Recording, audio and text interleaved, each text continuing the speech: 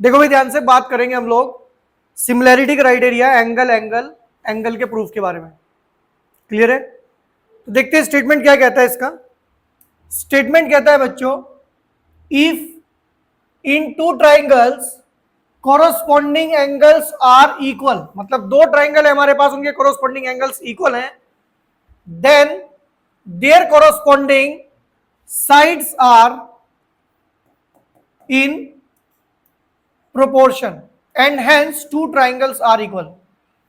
मतलब अगर मैं बात करूं तो ये कह रहा है कि दो ट्राइंगल हैं, उसके तीनों एंगल इक्वल हैं कोरोस्पॉन्डिंग, प्रूफ करो कि इनकी साइड्स प्रोपोर्शनल में हैं और वो दोनों ट्राइंगल्स सिमिलर हैं। तो सबसे पहले एक काम करते हैं बच्चों, दो ट्राइंगल हम लोग बना लेते हैं, जिसमें एक ट्राइंगल बनाएंगे हम एबीसी। एक बात का ध्यान रखना आप लोग, जो ट्राइंगल एबीसी बनाएंगे वो इस ट्राइंगल पी क्यू आर से थोड़ा छोटा बनाएंगे, मतलब पी क्यू आर ट्राइंगल थोड़ा बड़ा बनाएंगे इससे। क्लियर बात है? तो सबसे पहले चलते हैं हम लोग, हेडिंग डालते हैं बच्चों गिवन। और गिवन हमें क्या है बच्चों? गिवन है कि इनके कोरोस्पॉन्डिंग एंगल्स इक्वल हैं। एंगल ए एंगल पी के इक्वल है, एंगल बी एंगल क्यू, और angle C is equals to angle R. Angle A is equals to angle P, angle B is equals to angle Q, और भाई angle C is equals to angle R. ये सभी चीजें हमें given है। What we need to prove, क्या prove करना है? तो प्रूव करना है बच्चों कि साइड्स प्रोपोर्शनल है, मतलब A B upon P Q equal है B C upon Q R के, और इक्वल है A C upon P R के। अब चलते हैं प्रूफ पर, और प्रूफ में सबसे पहले हम लोग करने वाले हैं एक कंस्ट्रक्शन। और वो कंस्ट्रक्शन क्या है? देखो बच्चों, इस ए बी के इक्वल आपको यहां से कट करना है। भाई ए बी से बड़ी है ना वो साइड, तो ए बी के बराबर कट तो कर सकते हैं ना हम लोग। लो भाई, इस पॉइंट को ई नाम दे देते हैं, इधर दे देते हैं एफ। और ये कंस्ट्रक्शन ध्यान से देखो कैसे किया हमने। इस ए बी के इक्वल रखा गया है पी को, और ए सी के इक्वल रखा गया है पी एफ को। चलो, तो यहां पर कट किया गया है P E equals to A B and P F equals to A C. Clear बात है? अब देखो क्या करना है आप लोगों को। यहां पर सबसे पहले आप इस ट्राइंगल को इस ट्राइंगल के कॉन्ग्रेंट करेंगे। क्लियर? लगाओ भाई, in triangle A B C and triangle P E F. A B आपको पता है किसके इक्वल है? पीई के। इट्स बाय कंस्ट्रक्शन आपने इसको इक्वल लिया है।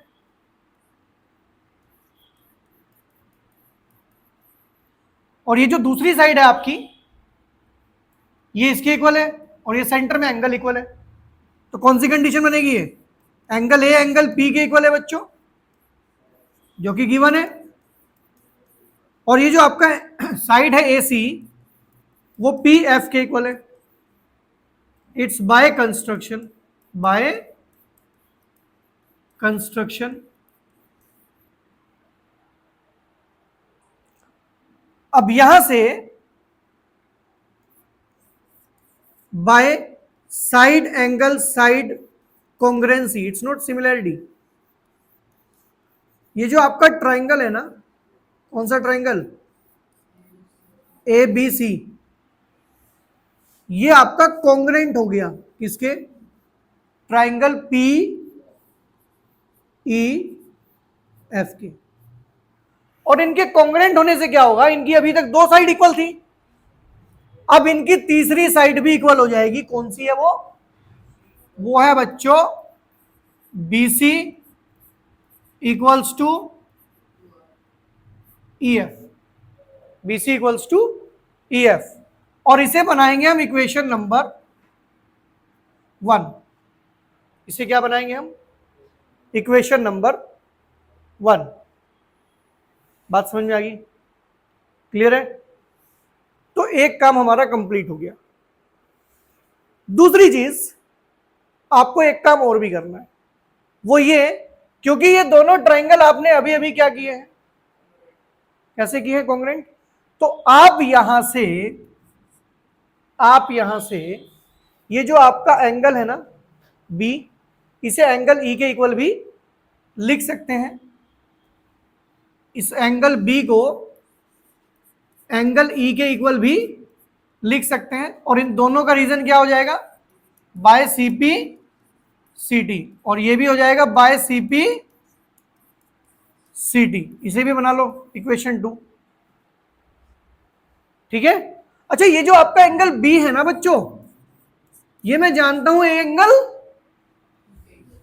क्यू के भी इक्वल है, लेकिन इसका रीजन कुछ और है। इसका रीजन है बच्चों गिवन। अगर आप इक्वेशन 1 एंड 2 एंड 3 देखें ना, फ्रॉम इक्वेशन 2 एंड 3 अगर हम लोग देखें बच्चों, तो यहां से आपका जो एंगल ई है वो एंगल क्यू के इक्वल आ गया। देखो, कॉन्ग्रुएंसी से ये वाला एंगल इसके इक्वल हुआ, और ये एंगल ऑलरेडी इसके इक्वल था, उससे ये दोनों एंगल इक्वल हो गए, और इन दोनों के इक्वल होने से पता है क्या हुआ, इन दोनों के इक्वल होने से हुआ ये कि ये दोनों लाइंस पैरेलल हो गई। ठीक है ना? इसका मतलब यहां पे एक स्टेटमेंट दे देते हैं, since corresponding angles are equal, therefore ये जो लाइंस हैं कौन सी बच्चों, ई एफ, ये कहीं ना कहीं पैरेलल हो गई किसके, क्यू आर के। ई एफ किसके पैरेलल हो गई? हम क्यों करना चाह रहे थे इसको पैरेलल, वो सुन लो। हम इसलिए करना चाह रहे थे कि एक बार ये इसके पैरेलल हो जाए तो हम इसमें बीपीटी लगा सकते हैं, अब मैं इस ट्रायंगल पी क्यू आर में बीपीटी लगाऊंगा, और बीपीटी देखो मैं कैसे लगाऊंगा, पीई अपॉन ई क्यू नहीं लिखूंगा, पीई अपॉन पी क्यू लिखूंगा। In triangle P Q are, जो ई एफ है ना आपकी, वो पैरेलल है क्यू आर के, हम प्रूव कर चुके अभी। तो यहां से क्या आएगा, P E upon P Q, P upon P Q is equals to P F upon P R, it's by BPT. समझ में आ गई बात? स्टार्टिंग में आपने कंस्ट्रक्शन की थी ना, जहां पे आपने ए बी को पी के इक्वल और एसी को पी आर के इक्वल रखा था, सॉरी पी एफ को एसी के इक्वल रखा, तो रिप्लेसमेंट लगा दो। मतलब यहां तो ए बी लिखो upon P Q is equals to, यहां कितना आएगा बच्चों, AC upon P R. Since section से जो आपका पी ई है वो ए बी के इक्वल है, और जो पी एफ है वो ए सी के इक्वल है। बात समझ में आ गई? ये रिप्लेसमेंट लगा दी। अब मुझे एक बात बताओ बच्चों, आपने प्रूफ क्या कर दिया, मैं आपको बता दूं। आपके दो ट्रायंगल में दोबारा से यहां ड्रॉ कर देता हूं। ये आपका ट्रायंगल रहा है ए बी सी, और ये कहीं आपका ट्रायंगल रहा है पी क्यू आर, और ये लाइन यहां पर आपकी है ई एफ। आपने देखो क्या प्रूफ कर दिया, आपने प्रूफ कर दिया A B upon P Q is equals to A C upon P R. Clear? अच्छा, अगर ये कंस्ट्रक्शन ऐसे की गई होती तो A B upon P Q B C upon Q R के इक्वल आता कि नहीं आता? ये इक्वेशन कौन सी बन रही है, पीछे देख के बताओ, कहां तक बनाई थी हमने? कहां तक बनाई थी बच्चों? 3 तक। तो इसे बनाओ 4 और यहां लिखो सिमिलरली। अगर कंस्ट्रक्शन ऐसे की जाती तो A B upon P Q equal आता A C upon B C upon Q R के, और इसे बनाओ 5, और from equation 4 and 5, from equation 4 and 5, 4 and 5 से क्या हो जाएगा? ये तीनों इक्वल हो जाएंगे, A B upon P Q, B C upon Q R और A C upon P R. तो पहली बात तो आपकी प्रूफ हो गई कि साइड्स जो है किसमें है? प्रोपोर्शनल में है। दूसरी चीज आप क्या करो, अब आप इन triangle A B C and triangle P Q R में क्या करो? सिमिलरिटी लगा दो, तीनों साइड इक्वल है, लिख दो A B upon P Q, B C upon Q R और A C upon P R. तो by side side side similarity ये जो आपका ट्राइंगल है A B C, it will be similar to triangle P Q R. Clear बात है? कोई issue नहीं है। यहां पे देखो एक चीज की हमें नीड भी नहीं पड़ी, इस चीज की हमें कोई नीड भी नहीं पड़ी, तो चाहो तो आप इसे ना भी निकालो। बात समझ में आ गई भी? तो ये हमने प्रूफ किया theorem angle angle angle similarity के बारे में। क्लियर बात है भाई? अब नोट कर लो जरा इसको।